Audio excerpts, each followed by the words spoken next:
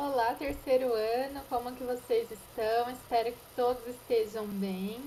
Hoje, na nossa aula de biologia, a gente vai começar um capítulo novo, então eu peço que vocês peguem ali o livro 360 de biologia e abram aqui no capítulo 21.2, nutrição e digestão, é a página 688, para a gente então falar sobre esse assunto, né? A gente falou aí sobre os epitélios, então a gente falou pele, epitélios glandulares, etc.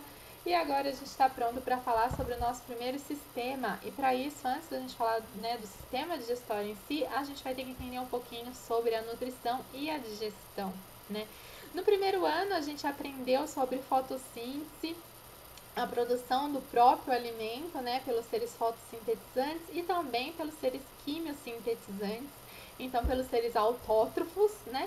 E agora a gente sabe o conceito de seres heterótrofos, né? A gente sabe que eles obtêm o alimento, eles obtêm nutrientes, compostos orgânicos de fontes externas, dependentes aí dos produtores na cadeia alimentar, mas como que eles fazem isso, né? Então eles vão precisar, cada um da sua forma, fazer um processo de digestão desses alimentos. E o que é a digestão? A digestão é quando eles têm a decomposição de nutrientes grandes, de macromoléculas, né? Então é a quebra de moléculas grandes em moléculas menores, e essas moléculas menores são absorvidas e utilizadas aí nas diversas coisas do metabolismo do corpo, por exemplo, gerando energia para isso. E daí a gente pode classificar os heterótrofos de acordo, por exemplo, com a sua dieta. A gente classifica em herbívoros, que são os animais quando a dieta se baseia na ingestão de plantas, os carnívoros, que se baseia então a dieta na ingestão de outros animais, ou de onívoros, que daí são animais que na sua dieta inclui tanto plantas quanto outros organismos, os famosos comem de tudo. E que daí a maior parte, né, dos seres humanos estão inseridos aí como onívoros, a não ser aqueles que têm uma dieta diferenciada aí, né, vegetariano, ovo vegetariano, tem uma série aí de outros tipos de dieta aí dentro, mas a maior parte dos seres humanos estão aí, então, inseridos nos onívoros, tá bom? E daí a gente tem os macronutrientes na nossa dieta, que são os requeridos em grande quantidade. E daí a gente está falando de carboidratos, proteínas, lipídios, aqueles que são componentes básicos das células, os componentes orgânicos que são essenciais na formação das nossas células e nós precisamos obtê-los através da nossa dieta. E daí a gente classifica esses nutrientes de acordo com a sua função no corpo. A gente aprendeu isso lá no primeiro ano também.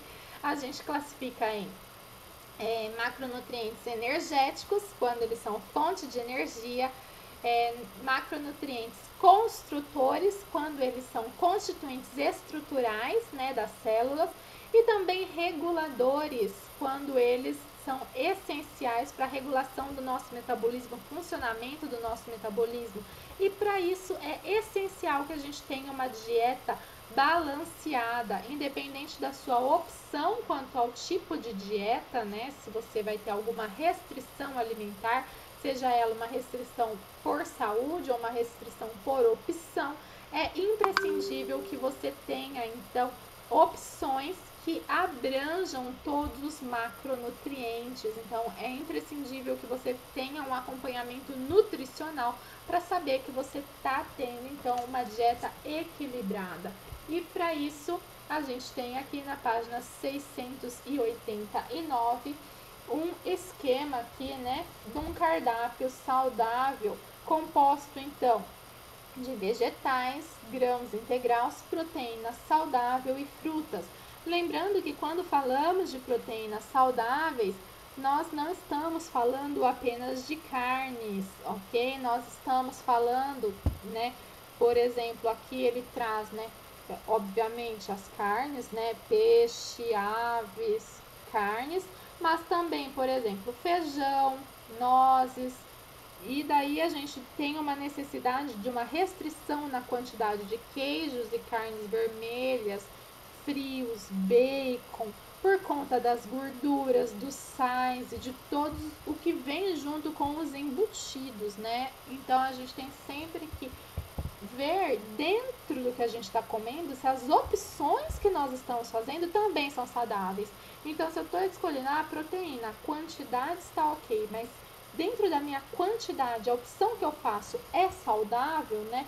E daí, muitas vezes, o que nós temos que fazer para manter uma dieta saudável é fazer substituições dentro das minhas opções. Então, às vezes, as quantidades estão ok, mas as opções que eu estou tendo não estão ok.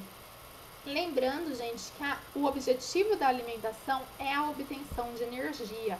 Esse deve ser o objetivo da nossa alimentação, obter energia, porque todos os processos do nosso metabolismo, eles gastam energia. A gente ficar sentado gasta energia, o caminhar gasta energia, o correr gasta energia, o dormir gasta energia, o respirar gasta energia.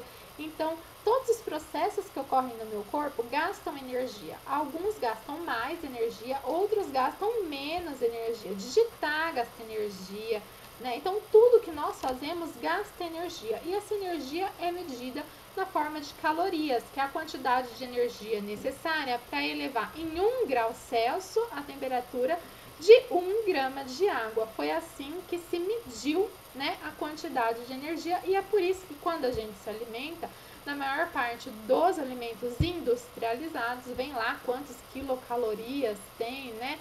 Então, a medida da caloria, tudo bem? E para isso a gente vai aprender então, nesse capítulo, obviamente, sistema digestório humano, tá bom? O sistema digestório, quando a gente vai falar dos órgãos em si, a gente divide em tubo digestório e glândulas anexas.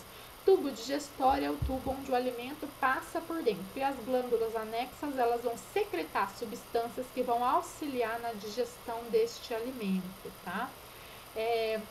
A gente já aprendeu isso lá no Fundamental, tanto Fundamental 1 quanto Fundamental 2, a gente aprende os órgãos, suas disposições dentro do corpo.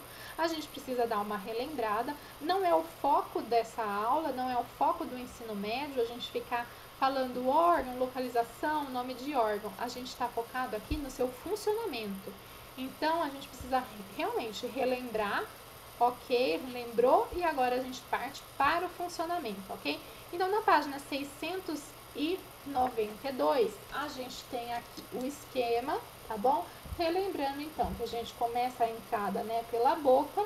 Boca, daí a gente vai ter, então, a faringe, e daí tem esôfago, estômago, e daí o intestino delgado, intestino grosso e a saída pelo ânus, tá bom? A gente ainda pode dividir as áreas do intestino aí e tudo mais. E daí a gente vai ter as glândulas anexas. De glândulas anexas, a gente tem aqui, então, fígado com a vesícula biliar e pâncreas aqui. Glândulas salivares também a gente vai ter, tá bom? Gente, essa é uma visão, assim, bem geral, relembrando, tá? E daí a gente vai falar mais detalhes conforme a gente for passando, o alimento for passando em cada região.